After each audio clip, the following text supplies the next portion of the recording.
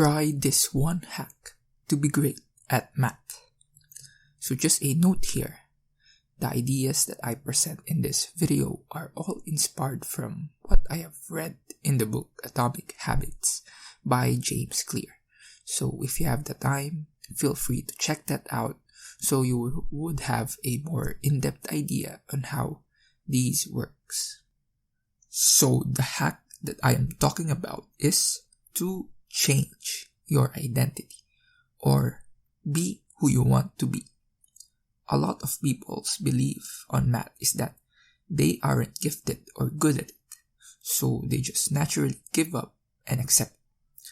On the other hand, some believe that they can be good at it through practice, but this belief is very draining since most people just force themselves every day in something that they do not find fun.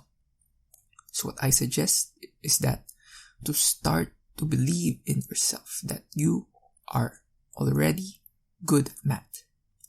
That you are not trying to become the person you want to be, but rather you are already that person who you want to be. And in this case, that is good at math. So for example, if you are a smoker and you are trying to quit smoking, who can quit it faster? The one who is trying to get there, or the one who believes that he is already there and is not a smoker? Obviously, it is the one who believes that he is not a smoker, since there is a certain pride associated with this mindset.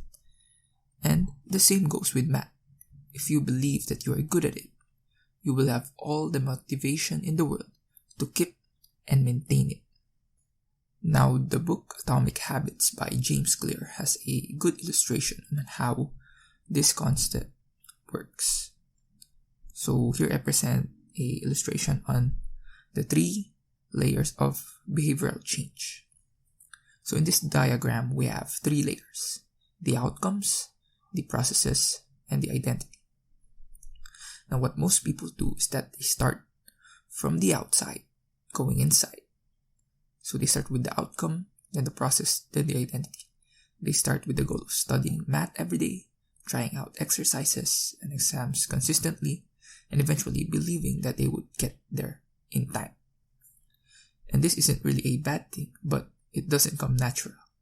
It becomes too stressful and draining to be good at math with this process. So, what we should be doing instead is starting from the inside, going out. We should start with believing in ourselves that we are good at math before we can actually build the habits and goals on it.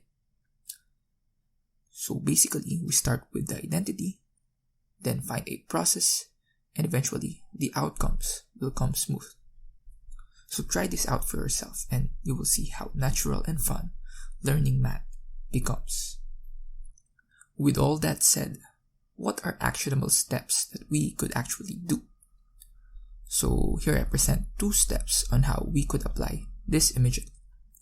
Number 1, decide the type of person you want to be.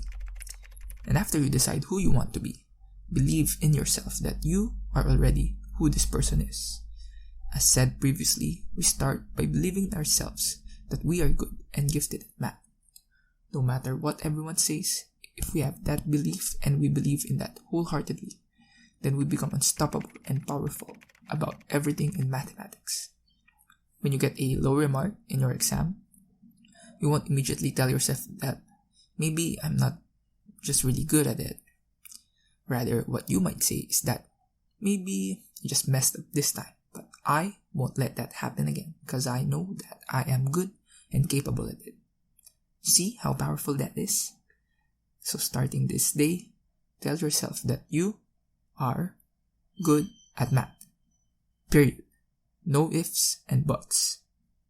Number 2, prove it to yourself with small wins. After you believe in yourself that you are good at math, everything else naturally follows.